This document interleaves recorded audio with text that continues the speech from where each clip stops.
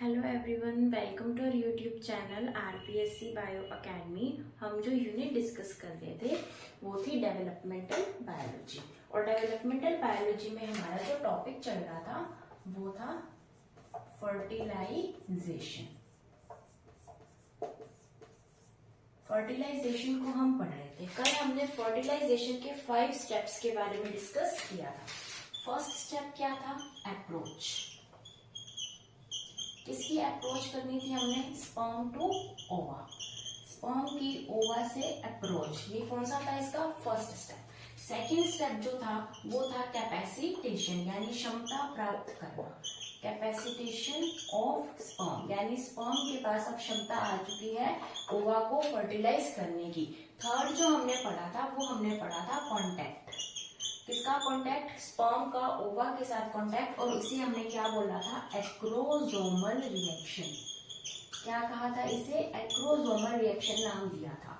फिर हमने फोर्थ पढ़ा था। फोर्थ के अंदर हमने पढ़ा था एक्टिवेशन। किसका एक्टिवेशन होगा? Activation of ovum. ओवम का एक्टिवेशन होगा और इसे हमने नाम दिया था कॉर्टिकल रिएक्शन। और जो लास्ट हमने इसका प्रोसेस पढ़ा था वो पढ़ा था यहाँ पर हमने एम्फीमिक्सिस, यानी fusion of male and female pronuclei. इसे हमने क्या नाम दिया था? एम्फीमिक्सिस दिया था। ठीक है, तो ये 5 स्टेप हमने किसके देखे थे? फर्टिलाइजेशन के देखे थे। और कल हमने जो इसका फर्स्ट पार्ट है यानी कि अप्रोच ऑफ स्पर्म टुवर्ड्स ओवा कंप्लीट किया था। आज हम इसके बाकी सारे जो भी स्टेप्स इसके रह गए हैं हम उसको कंप्लीट करेंगे। ठीक है, तो स्टार्ट करते हैं capacitation of sperms.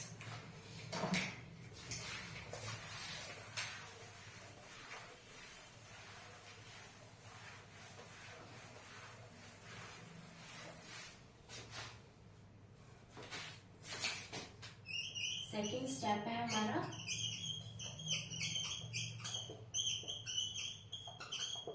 Capacitation. Capacitation का मतलब है क्षमता प्राप्त करना। और यहाँ पर क्षमता या फिर कैपेसिटी कौन प्राप्त कर रहा है? ये प्राप्त कर रहा है स्पर्म। किस चीज की कैपेसिटी, किस चीज की क्षमता प्राप्त कर रहा है? फर्टिलाइजेशन की। यानी फर्टिलाइज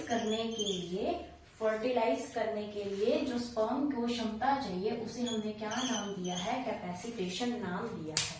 तो ऐसी कौन सी चीज है जिससे हम ये कह सकते हैं कि इस स्पर्म के अंदर इतनी कैपेबिलिटी आ चुकी है कि वो ओवम को जो है फर्टिलाइज कर सकता है?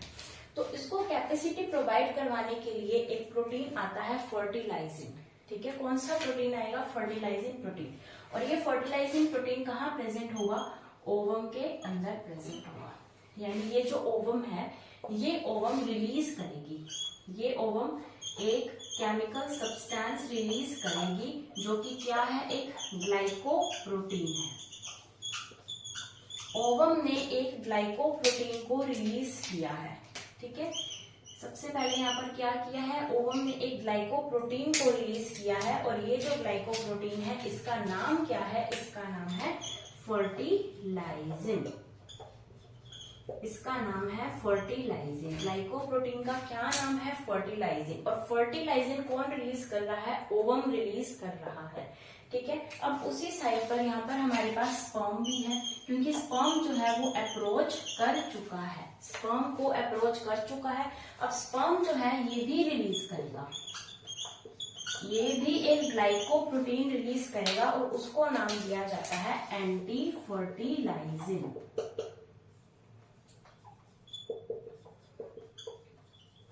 Fertilizin and anti fertilizin. और ये कौन रिलीज कर रहा है? स्पर्म। स्पर्म ने एंटी फर्टिलाइजिन रिलीज किया है और ओवम ने फर्टिलाइजिन रिलीज किया है। ठीक है, अब जो फर्टिलाइजिन है और जो एंटी फर्टिलाइजिन है इनका आपस में होगा कॉन्टैक्ट। ठीक है, यानी ये जो एंटी फर्टिलाइजिन है ये इस फर्टिलाइजिन को पहचानता है क्योंकि ये एक ही स्पीशीज के हैं। ठीक है, अगर यहाँ पर हम कोई और स्पीशीज का ओवम ले आए, किसी और स्पीशीज का स्पर्म ले आए, तो उसका जो एंटी फर्टिलाइजिन है वो इस ओवम के फर्टिलाइजिन को नहीं पहचानता। ये भी एक ग्लाइकोप्रोटीन है, ये भी एक ग्लाइकोप्रोटीन है। और ये दोनों आपस में एक दूसरे को पहचानते हैं, एक दूसरे के साथ रिएक्शन कर सकते हैं। और इनकी जो रिएक्शन होती है वो किस तरीके से होती है? वो होती है लॉग की मैकेनिज्म के तरीके से। जैसे कि इस ताले को सिर्फ यही चाबी खोल सकती है, क्योंकि ये कैसे हैं, स्पीशीज स्पेसिफिक है। इस ताले को सिर्फ यही चाबी खोल सकती है, इसलिए इसको क्या बोला जाता है, लॉक की मैकेनिज्म। कौन सा मैकेनिज्म है ये, फर्टिलाइजिंग एंड एंटी फर्टिलाइजिंग के रिएक्शन के मैकेनिज्म को बोला जाता है लॉक की मैकेनिज्म। और इसे हम कह सकते हैं एंटीजन एंटीबॉडी टाइप भी, क्योंकि एंटीजन और एंटीबॉडी का जो रिएक्शन होता है वो भी इसी तरीके से होता है लॉक की तरह। तो लॉक की तरह ही एंटीजन एंटीबॉडी का रिएक्शन होता है, और उसी तरीके से फर्टिलाइजिंग और एंटी फर्टिलाइजिंग का आपस में रिएक्शन होता है। एंटी फर्टिलाइजिंग पहचान लेता है फर्टिलाइजिंग को, और ये दोनों एक दूसरे के साथ एक फिट हो जाती है। जैसे कि अगर मैं बताऊं कि ये है एक फर्टिलाइजिंग,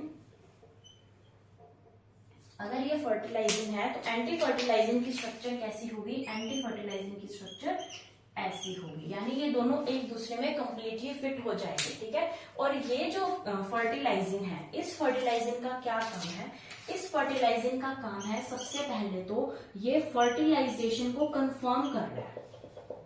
ये फर्टिलाइजेशन को कंफर्म कैसे कर रहा है, क्योंकि अगर फर्टिलाइजिंग जो है वो रिलीज हो रहा है, इसका मतलब एंटी फर्टिलाइजिंग भी आ रहा है, और दोनों को अगर दोनों कनेक्ट हो रहे हैं, यानी स्पर्म जो है वो ओवम के पास पहुंच गया है, तो यहाँ पर फर्टिलाइजेशन कंफर्म हो चुकी है, क्योंकि इन दोनों के मिलने के बाद फर्टिलाइजेशन हो ही जाएगी। तो ये फर्टिलाइजेशन को कंफर्म कर रहा है, कौन कर रहा है, फर्टिलाइजिंग कर रहा है। इसका सेकेंड काम क्या है कि ये कैपेसिटी प्रोवाइड करवा रहा है, किसे, कैपेसिटी टू स्पर्म। अब ये स्पर्म को एक ऐसी कैपेसिटी प्रोवाइड कर देगा इस प्रोसेस के होने के बाद कि स्पर्म अब ओवम को फर्टिलाइज कर सकता है। अभी तक यहाँ पर फर्टिलाइजेशन नहीं हुई है, यहाँ पर क्या हुआ, सिर्फ एक केमिकल का कॉम्बिनेशन हुआ है, सिर्फ और सिर्फ केमिकल का कॉम्बिनेशन हुआ है। ये सिर्फ यहाँ पर हमें यह पता चल रहा है कि जो दोनों स्पर्म एंड ओवम है वो दोनों सेम स्पीशीज के हैं, ये यहाँ पर हमें सिर्फ ये पता लग रहा है। तो ये फर्टिलाइजिंग का थर्ड काम क्या है कि ये स्पीशीज स्पेसिफिक है। स्पीशीज स्पेसिफिक का मतलब है कि अगर यहाँ पर फिश का ओवम रख दिया जाए और यहाँ पर एक हॉर्स का स्पर्म रख दिया जाए, तो फिर उनके ऊपर ये जो केमिकल्स प्रेजेंट है, ये केमिकल्स आपस में रिएक्ट नहीं करेंगे, फिर उसके बाद यहाँ पर ये प्रोसेस नहीं होगा, और ये प्रोसेस नहीं होगा तो यहाँ पर फर्टिलाइजेशन भी नहीं हो सकता।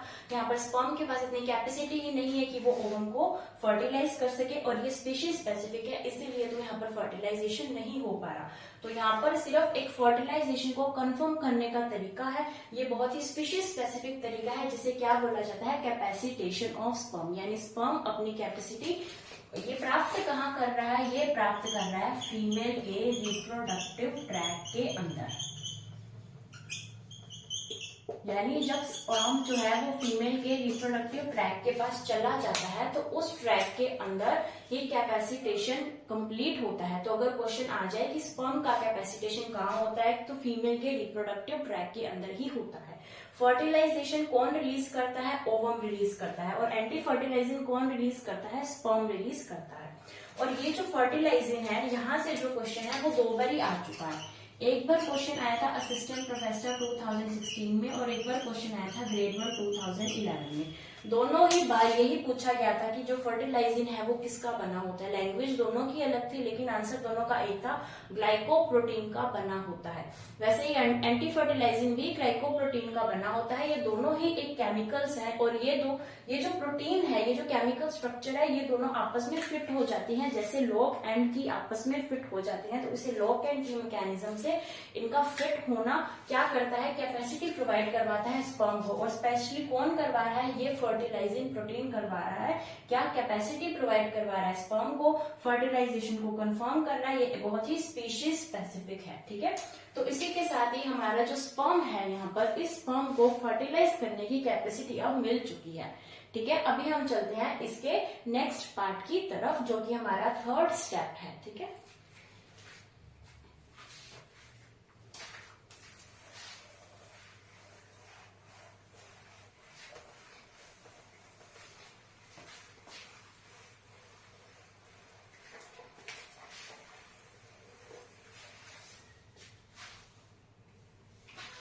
थर्ड जो स्टेप है वो है हमारा एक्रोसोमल रिएक्शन।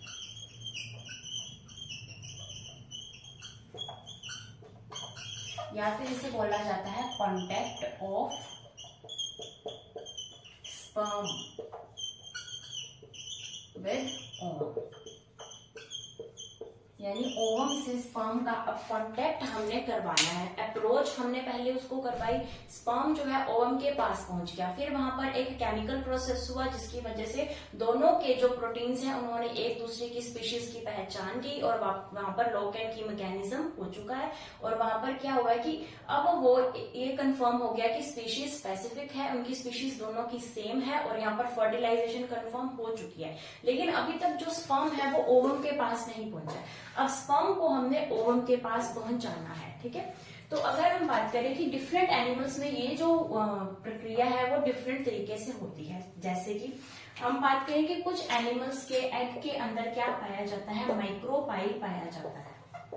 कुछ एनिमल के एग के अंदर एक माइक्रोपाइल, ये एक छेद है, एक पोर है, उनके एग के अंदर पाया जाता है और इसी माइक्रोपाइल के अंदर क्या करते हैं, स्पर्म एंटर करता है और ये स्पर्म इस माइक्रोपाइल के अंदर एंटर करके ओवम के साथ कांटेक्ट बना लेता है। यानी स्पर्म का ओवम के पास पहुंचने का जो तरीका है वो क्या है, थ्रू माइक्रोपाइल। कुछ एनिमल्स में ऐसे होता है, जैसे कि इसका एग्जाम्पल के लिए हम कह सकते हैं इंसेक्ट्स के अंदर ये चीज देखी जा सकती है, ये चीज हमें गैस्ट्रोपोड्स के अंदर देखी जा सकती है, ये चीज हमें सिफेलोपोड्स के अंदर देखी जा सकती है। तो कुछ एनिमल्स के अंदर हमें ये चीज देखने को मिलती है। ठीक है, माइक्रोपाइल के थ्रू स्पर्म एंटर करता है और ओवम तक पहुंच जाता है। ठीक है, कुछ एनिमल्स के अंदर क्या होता है, कुछ एंजाइम्स रिलीज किए जाते हैं, जैसे कुछ एनिमल्स के अंदर ट्रिप्सिन एंजाइम जो है वो रिलीज किया जाता है। ट्रिप्सिन एंजाइम किसके द्वारा रिलीज किया जाता है, एक स्पर्म के द्वारा। स्पर्म क्या रिलीज करेगा, एक ट्रिप्सिन एंजाइम रिलीज करेगा जो कि डिसॉल्व कर देगा किसे, फोस्फोलिपिड को।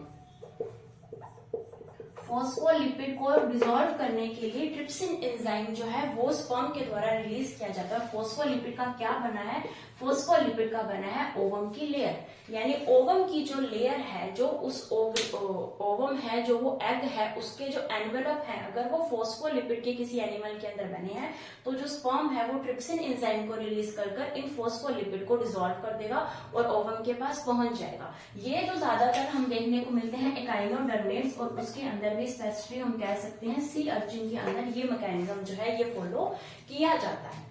उसके बाद क्या होता है, जैसे फ्रॉग्स होते हैं, फ्रॉग्स हैं, टॉड्स हैं, इनके अंदर क्या होता है, इनके अंदर जो है प्रोनेज एंजाइम रिलीज किया जाता है।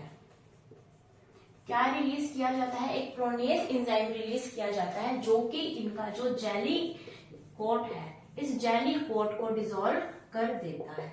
जेली कोट कहाँ प्रेजेंट है, जेली कोट जो है वो प्रेजेंट है एग्स के ऊपर। हमने जब फ्रॉग्स की जो टर्शियरी मेम्ब्रेन है वो देखी थी, जब हम एग के एनवेलप्स देख रहे थे, तो जब हमने टर्शियरी मेम्ब्रेन देखी थी तब हमने कहा था कि कुछ इस तरीके से एग्स पड़े होते हैं और इनके ऊपर इस तरीके से जेली का कोट होता है, और एग्जाम्पल के अंदर हमने फ्रॉग लिखा था।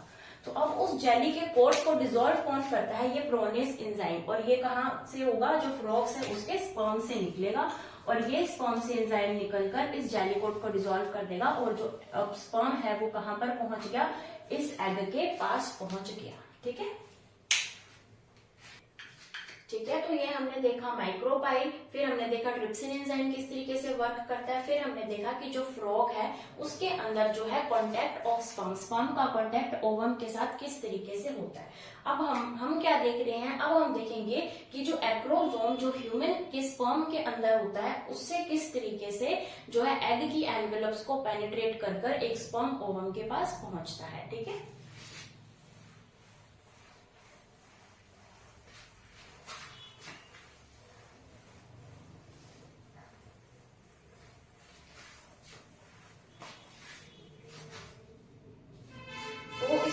समझने के लिए सबसे पहले हम जो हमारा ओवम है, जो ह्यूमन का ओवम है, उसका एक डायग्राम बना लेते हैं जिससे हमें समझ में आ जाएगा। ठीक है, तो सबसे पहले हम कहते हैं कि यहाँ पर क्या प्रेजेंट होता है, एक ओवम प्रेजेंट होता है। तो ये एक ओवम है, ये ओवम का न्यूक्लियस है। तो इस ओवम के ऊपर जो लेयर प्रेजेंट होती है, जो प्राइमरी लेयर प्रेजेंट होती है, उसे बोला जाता है ज़ोना पेल्यूसिडा। क्या बोलेंगे, ज़ोना पेल्यूसिडा। और इन दोनों के अंदर जो स्पेस प्रेजेंट होता है उसे बोला जाता है प्री वाइटलाइन स्पेस। ठीक है, अब यहाँ पर क्या प्रेजेंट है, यहाँ पर प्रेजेंट है इस ज़ोना पेल्यूसिडा के रिसेप्टर्स। यहाँ पर इस जोना पेल्यूसिटा के रिसेप्टर्स प्रेजेंट है। अब इसके ऊपर क्या प्रेजेंट होगी, सेकेंडरी मेम्ब्रेन, जो कि क्या है, कोरोना रेडिएटा।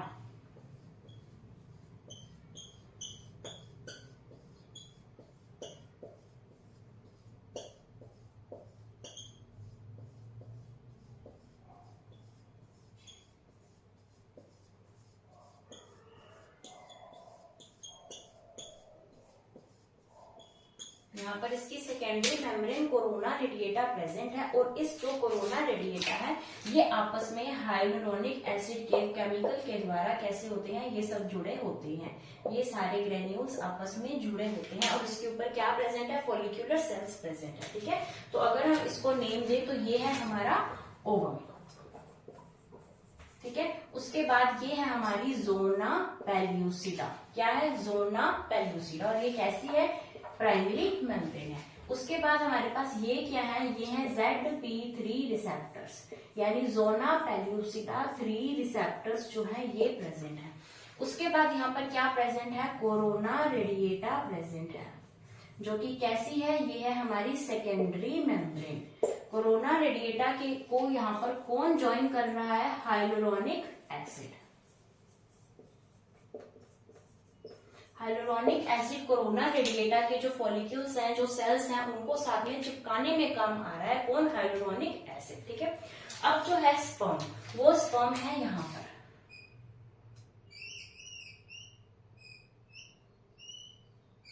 ठीक है, अब ये जो स्पर्म है ये यहाँ पर है। अभी हमने कांटेक्ट करना है स्पर्म का ओवम के साथ। अब इस स्पर्म को इस ओवम के पास पहुंचना है, तो उसके पास कौन कौन से बैरियर्स हैं। सबसे पहला बैरियर है इसके पास, फर्स्ट बैरियर है कि इसको कोरोना रेडिएटा को पेनिट्रेट करना है। और सेकेंड बैरियर, अगर ये यहां से हो गया तो इसके पास ये रिसेप्टर है, रिसेप्टर किसकी है, इस जोना पेल्यूसिटा की। तो इसका जो सेकेंड जो इसका बैरियर आएगा वो आएगा जोना पेल्यूसिटा। ठीक है, और जोना पेल्यूसिटा को अगर ये पार कर गया तो यहाँ पर क्या है, एग है, ओवम है, और इस स्पेस को हमने नेम भी दिया, इस स्पेस को बोला जाता है प्री वाइटलाइन स्पेस।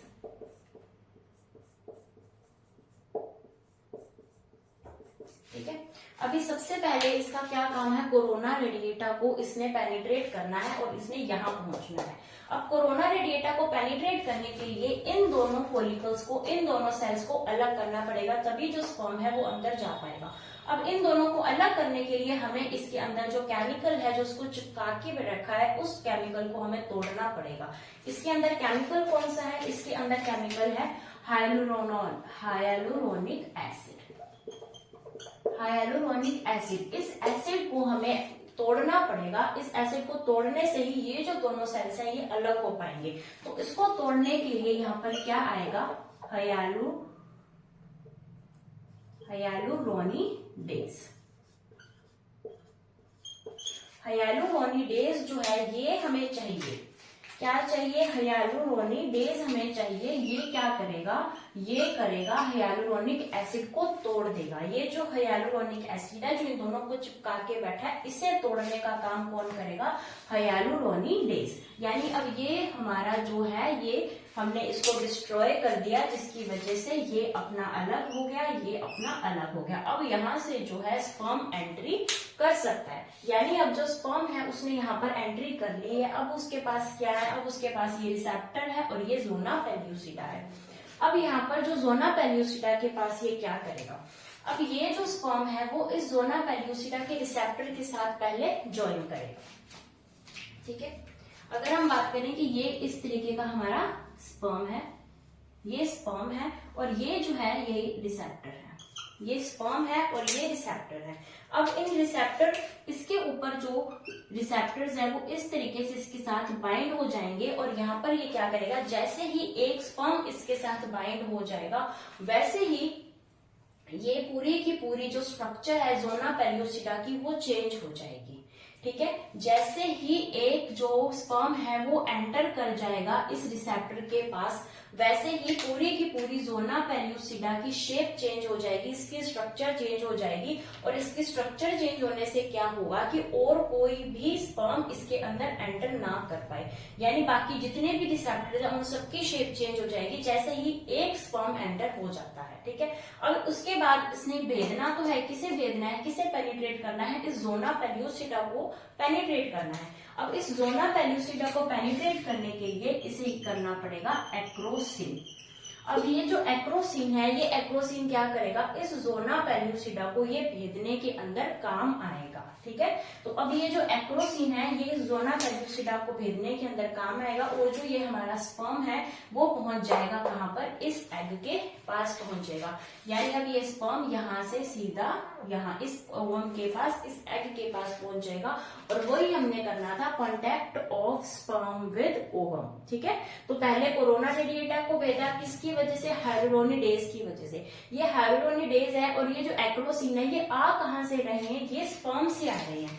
हमने स्पर्म के अंदर क्या बनाया था, स्पर्म के अंदर हमने यहाँ पर बनाया था एक्रोसोम, और एक्रोसोम के पीछे प्रेजेंट था न्यूक्लियस।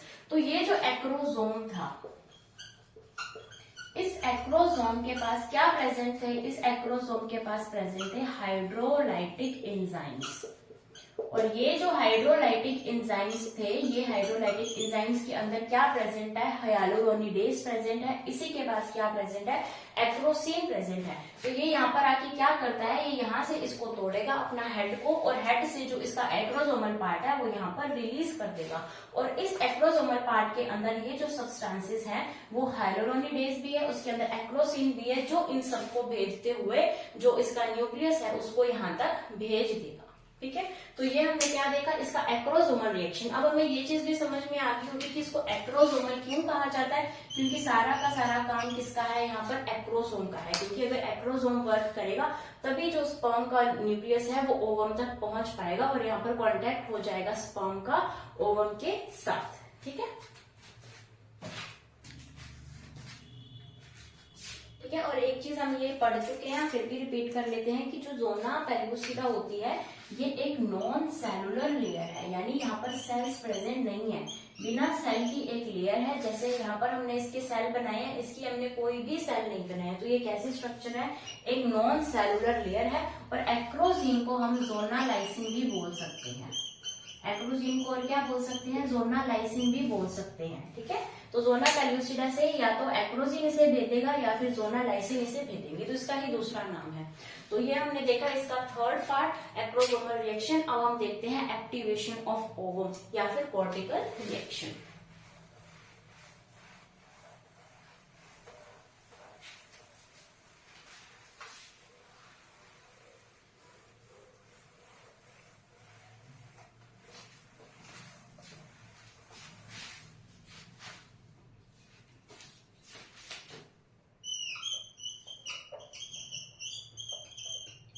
फोर्थ पार्ट है एक्टिवेशन ऑफ ओवम, और इसका नाम है कॉर्टिकल रिएक्शन।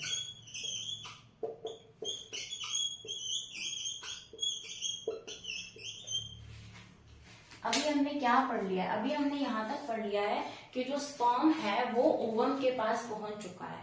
अब स्पर्म जैसे ही ओवम के पास पहुंचेगा तो ओवम के अंदर कुछ चेंजेस होंगे, तो इस ओवम के अंदर जो चेंजेस होंगे इसे बोला जाता है एक्टिवेशन ऑफ ओवम।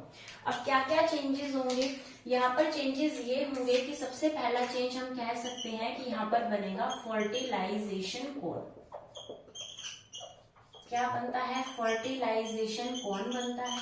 यहाँ पर क्या बनता है, फर्टिलाइजेशन मेम्ब्रेन बनती है।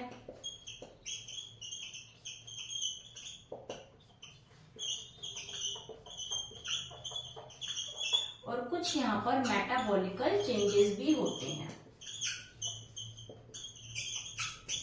तो इनको इन 3 स्टेप्स के अंदर बांटकर हम पढ़ने वाले हैं। सबसे पहले फर्टिलाइजेशन कोन का बनना, फिर उसके बाद फर्टिलाइजेशन मेम्ब्रेन का बनना, और फिर मेटाबॉलिक चेंजेस यहाँ पर हमें देखने को मिलते हैं।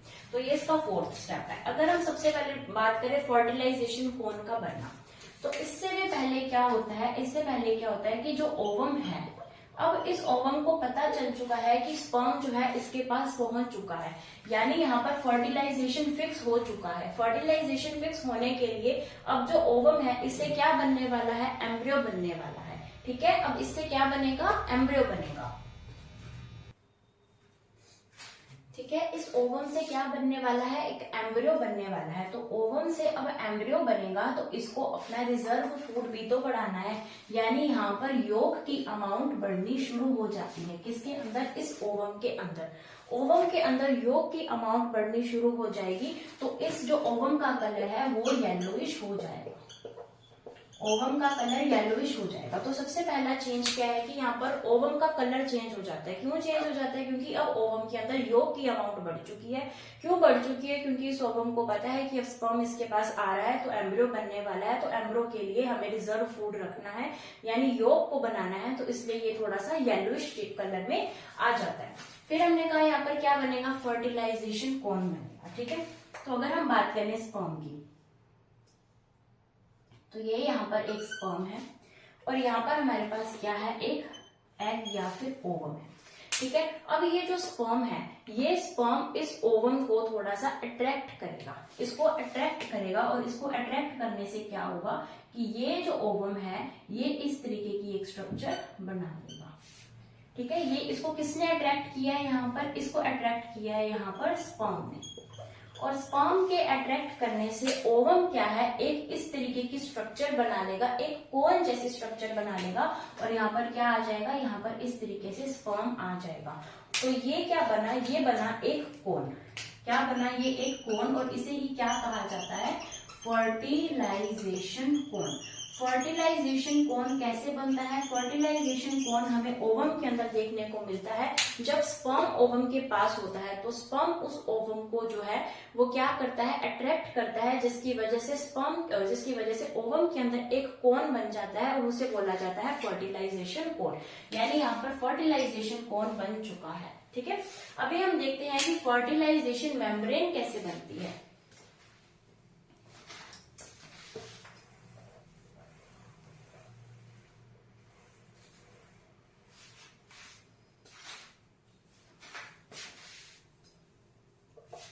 सबसे पहला देखा जाए कि फर्टिलाइजेशन मेम्ब्रेन, तो फर्टिलाइजेशन मेम्ब्रेन को पढ़ने से पहले हमें ये पता होना चाहिए कि ह्यूमंस के अंदर फर्टिलाइजेशन मेम्ब्रेन नहीं बनती।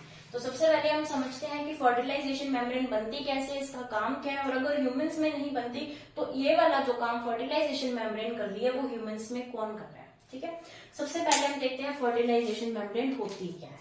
ठीक है, तो अगर ह्यूमंस में नहीं बनती तो हम यहाँ पर ह्यूमन का एग्जांपल लेकर तो नहीं चल सकते, तो हम एग्जांपल यहाँ पर लेके चलेंगे सी अर्चिन का।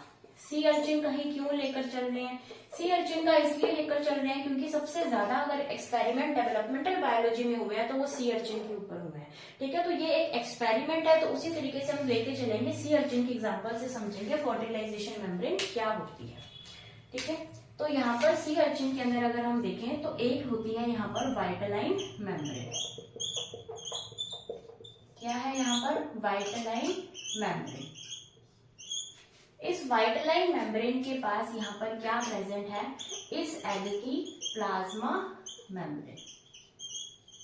ठीक है, अभी हम क्या पढ़ रहे हैं, अभी हम इस एग को पढ़ रहे हैं। ठीक है, इस एग को पढ़ रहे हैं, इसके आसपास हम कुछ नहीं पढ़ रहे, यहाँ सब कुछ वो भेद कर आ चुका है, स्पर्म बिल्कुल ही इस एग के पास पहुंच चुका है। यानी अगर हम प्लाज्मा मेम्ब्रेन की बात करें तो हम इस मेम्ब्रेन की बात कर रहे हैं। तो यहाँ पर प्लाज्मा मेम्ब्रेन के पास जो है उसके ऊपर क्या प्रेजेंट है, वाइटलाइन मेम्ब्रेन प्रेजेंट है, नीचे यहाँ पर प्लाज्मा मेम्ब्रेन प्रेजेंट है। अभी यहाँ पर हमारे पास क्या है, यहाँ पर स्पर्म पहुंच चुका है।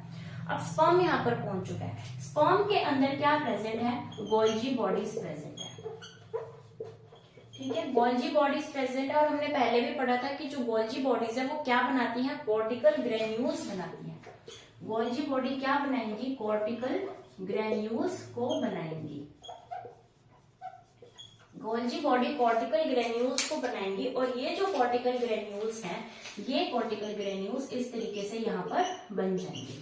अब ये जो कॉर्टिकल जो ग्रेन्यूल्स हैं ये यहाँ पर जाकर इसके साथ चिपक जाएंगे।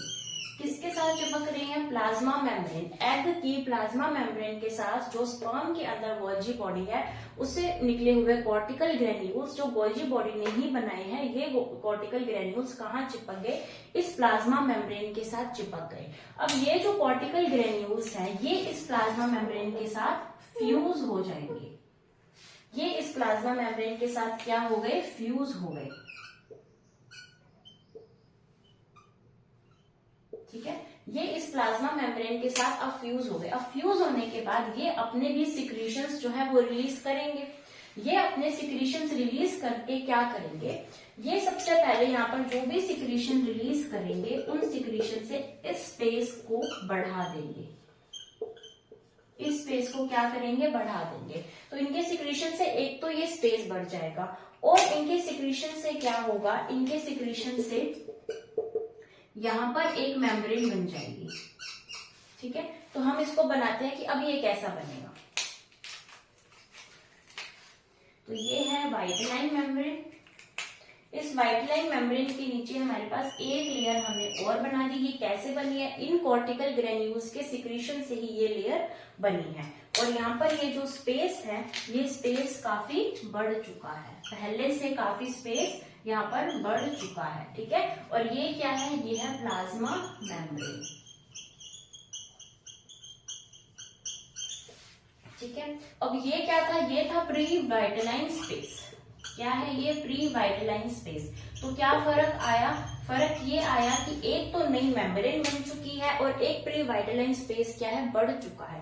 तो जो नई मेम्ब्रेन बनी है इसे बोला जाता है फर्टिलाइजेशन मेम्ब्रेन।